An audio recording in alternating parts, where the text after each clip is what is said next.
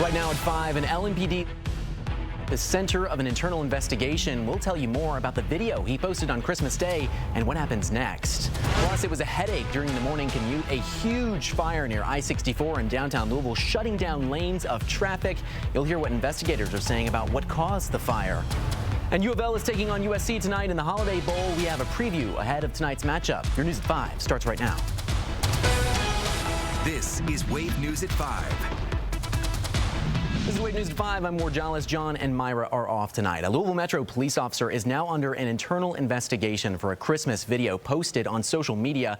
It only took the department a day to react, but does the video violate LMPD policy? Wave News troubleshooter Natalia Martinez has a story that's new at 5. Our newsroom has seen the actual video, though we've opted not to show it. The officer involved has since taken it down. That officer is Lieutenant Andrew Meyer. He oversees LMPD's sex crimes unit right now. The video was posted on his Facebook page on Christmas. It shows a nude woman sitting on a kitchen counter drinking coffee. Meyer then walks into the frame, also nude. He keeps his back to the camera but turns around enough to clearly see his face. The video had music and the caption, "Christmas morning coffee." The clip was circulated and sent to me by numerous sources. LMPD confirms Lieutenant Meyer is now under an internal investigation by their professional standards unit. They are the ones that will suggest whether Meyer should or shouldn't be disciplined. The chief then will make the final call. Coming up at 6, I'll tell you why several of Meyer's own officers say he should have known better, especially given the previous position he held with the department. Natalia Martinez, Wave News. All right, thanks, Natalia. Well, if you were driving around downtown Louisville this morning, your commute probably impacted by the fire near I-64 West. A building in the area of North 16th Street and Northwestern Parkway under the expressway caught on fire. Wave News reporter Marissa Burke looked at some of the damage. Marissa.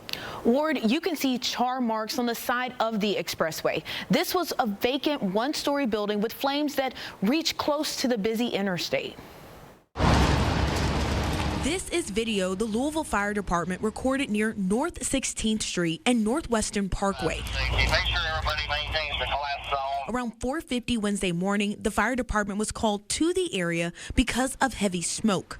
What they saw were flames so high, they grazed the expressway. It took about 45 firefighters approximately 1 hour to control the fire.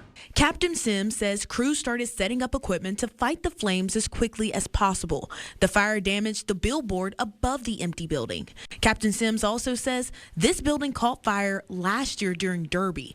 The Wednesday morning fire leaves behind even more debris and damage. It looked like there was a collapse from what I could tell. As far as if it's going to be demolished, that's going to be up to, other factors to be. That's not our call for that. Captain Sims says they don't know what the building was being used for at the time of the fire, but we do know no one was inside. He adds an investigation into the fire will answer any lingering questions. It wasn't occupied at the time.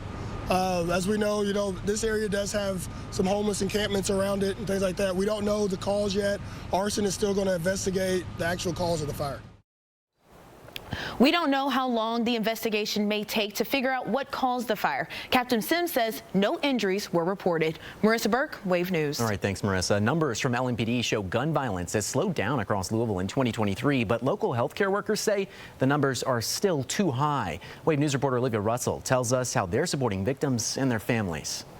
For survivors of gun violence, it's more than just a physical recovery. There's the mental recovery, plus getting back to everyday life. U of L Health wants to help those victims. Every time someone comes to the Level 1 Trauma Center after being shot, U of L Health's community health workers also step in right behind the doctors and nurses, working with victims and their families. Kiara James is one of 5 people who make up the gun violence intervention team. They help people through things like physical therapy, plus mental health services. According to the Louisville Metro Gun Violence Dashboard, there have been more than 400 non-fatal shootings so far in 2023. That's down about 7% from the year before. While it's progress, James says that number is still too high. One is too many because one patient impacts the whole community, whether that is the family that patient is a part of, the community that person is a part of, their work, their job, their children. The impact that one patient can have on a whole community is very detrimental. You can see the updated gun violence numbers on LMPD's dashboard. We have a link to that in the story on wave3.com. Reporting in the newsroom, Olivia Russell, Wave News. Well, the first year of the Jeff Brom era will come to a close tonight as U of L kicks off for one final time this season in their bowl game. Sports anchor Dusty Baker joins us in studio with a preview of the Holiday Bowl. Hey, Dusty. Yeah, Ward, we talked a little bit about, of course, the opt-outs. It's been an incredible start to Jeff Brom's era, of course, at U of L. Those opt-outs, that's going to be kind of the story of the day, though. The resume, however, for U of L speaks for itself with a 10-win season, a national ranking, and an ACC title berth. Brom and the Cards this evening with a chance to put a bow on it as they take on USC in the Holiday Bowl, looking for a victory. The Cards checking in at number 15 in the country. They'll face a Trojan team that had great expectations with a Heisman winner from a year ago in Caleb Williams, only to crumble in their final year of Pac-12 play. Quite a few key players, as I mentioned, have opted out. That includes Williams for USC, Jawar Jordan and Jamari Thrash for U of L. They have elected for the NFL draft. Opt-outs, though, aside, it has been a good ride for the Cards to get to this point, notably with a signature win over Notre Dame, as well as key wins over NC State and also Miami on the road. They did have a few setbacks with losses to Pitt and UK and FSU, but Jeff Brom saying he is proud of his team and expects them to finish strong tonight. Our football team, I think that they really worked hard this year.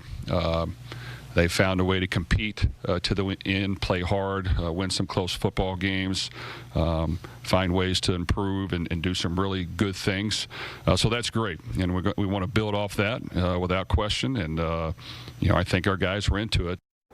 The 10-3 Cards and the 7-5 Trojans kick off at 8 o'clock. They will be competing for the eggnog. Ward and I love this. Instead of a Gatorade bath, it will be eggnog poured on the winning coach. We'll have those highlights for you as well from San Diego tonight at 11. Back to you, Ward. All right, yeah, thanks, Dusty. I was talking about that because that has to be pretty sticky. Well, a retired firefighter with cancer is benefiting from some of the same compassion he had become known for. Jim French has spent the last 9 years serving in honor guards, honoring fallen firefighters, and Wave News reporter David Mattingly finds there was a quick response to French's cancer diagnosis. Pancreatic cancer is a very serious diagnosis, and the community of first responders is doing exactly what you might expect. Jim French talks about firefighters being a family. Tonight, that family is rallying to his side, raising money to help pay for his cancer fight. A lot of the medical bills can be pretty expensive with the cancer treatments.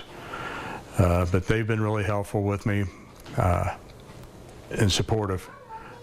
They all, come together anytime I need help or anything, and it's the family. French's former and now retired chief at Highview had the idea to order military-style challenge coins. The coins show French saluting with the words, "Jim's fight is our fight." Sales of the coins will help pay for medical bills. There's also a GoFundMe page set up for donations. We've included a link with this story on wave3.com. David Mattingly, Wave News. All right, thank you, David. A new battle zone is forming in the war between Israel and Hamas. You'll hear what the Israeli government is saying about the newest expansion of the war. Plus, doctors were stumped when a man at 38 years old had a stroke. We'll tell you what doctors say happened coming up at 5:30.